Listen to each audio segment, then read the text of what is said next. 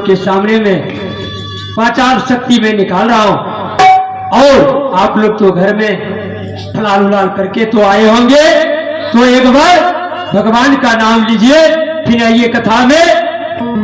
गोविंद मेरो है, गोपाल मेरो है, गोविंद मेरो है, गोपाल मेरो है,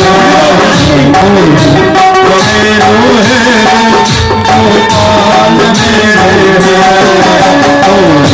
गोविंद मेरो है, गोपाल मेरो है, गोपाल बिहार नंदलाल मेरो है, गोपाल बिहार नंदलाल मेरो है, गोविंद मेरो है, गोपाल मेरो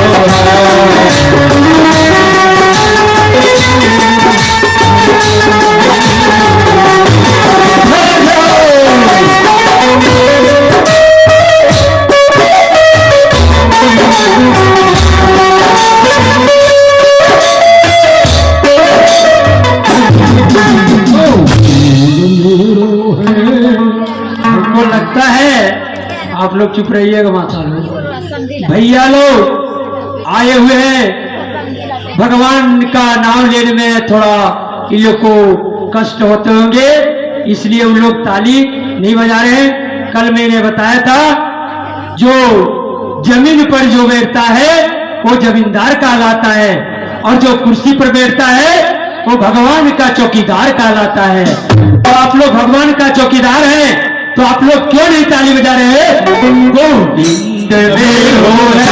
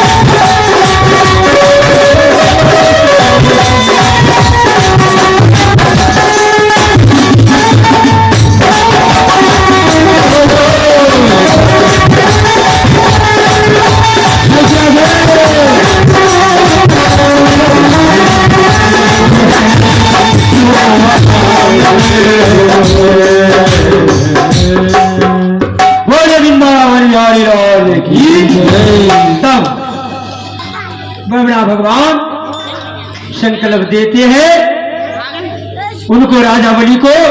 और भगवान जब ले लेते हैं संकल्प, तो भगवान क्या करते हैं? वो छोटा सा मुटुके सा भगवान थे, वो छोटा बालक थे, देखने में छोटा ऐसा लगते थे, उसी का नाम पड़ा बवना। जो बानर मैंने छोटा सा जो है बानर, तो छोटा सा हो, उसी का नाम हुआ बवना अवतार। वाह! उनका जब वह अपने शरीर को, रूप को विराट रूप लिए, तो राजा बलि को एक पग में भूमि को नाप लिए, दूसरा पैर स्वर्ग को नाप लिए, और तीसरा पैर बलि। भगवान बोलते हैं, हे राजा बलि, मैं दूसरा एक मैं भूमि को पूरा नाप लिया, और दूसरा आकाश मैंने नाप लिया, मैं तीसरा कहां रखूं? बताओ, जल्दी बताओ। तो राजा बलि ने अपने कर जोड़ते हैं और प्रार्थना करते हैं, स्वामी हे नारायण, मुझे परीक्षा मत लीजिए और मैं वचनबद्ध हो, आप जो है मेरा मस्तक पर एक पैर रख दीजिए। लग जाते हैं और मस्तक पर पैर रखते हैं। राजा बाबरा भगवान उनके पैर पे रखते हैं, उनका पैर बाबरा भगवान उनके मस्तक पर पैर रख देते हैं। राजा बलि पाताल चले जाते हैं। अभी भी राजा बलि जीवित है। कहां जीवित है? वो पाताल में। ये सज्जनों,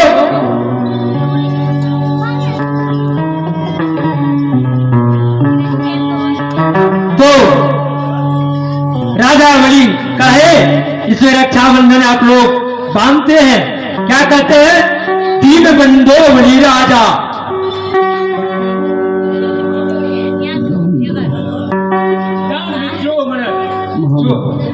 जो है दान को वचन करने वाले राजा बलि थे, इसलिए उनका राजा बलि पड़ा। और कहावत में थोड़ा समय संक्षिप्त में लूंगा। एकादशी का मत आप लोग को थोड़ा सा बताएंगे, फिर कथा में हम लोग आएंगे।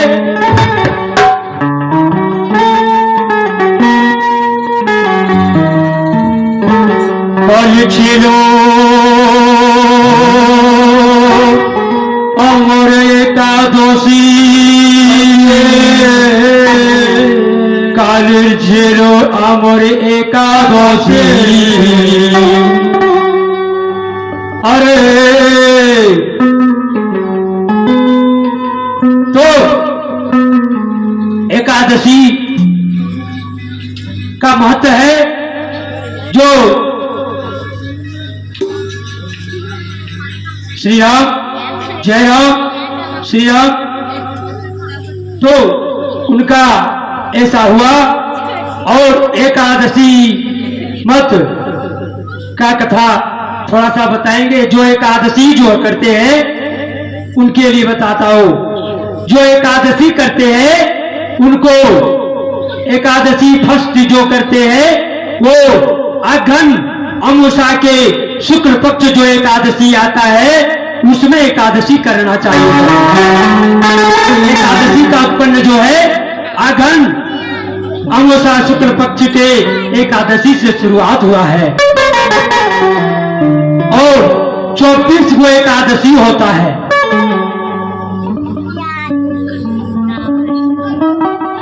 24 वो एकादशी होता है। 24 अगर नहीं कर सकते हो तो 12वां एकादशी शुक्ल पक्ष के करना चाहिए।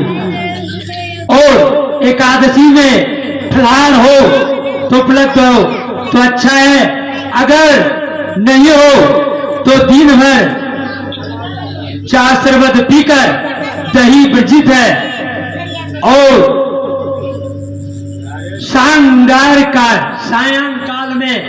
सायंकाल में जब सूर्य अस्त हो जाए तो आप दूध रोटी सेवन कर सकते हैं, इसमें कोई दिक्कत नहीं है।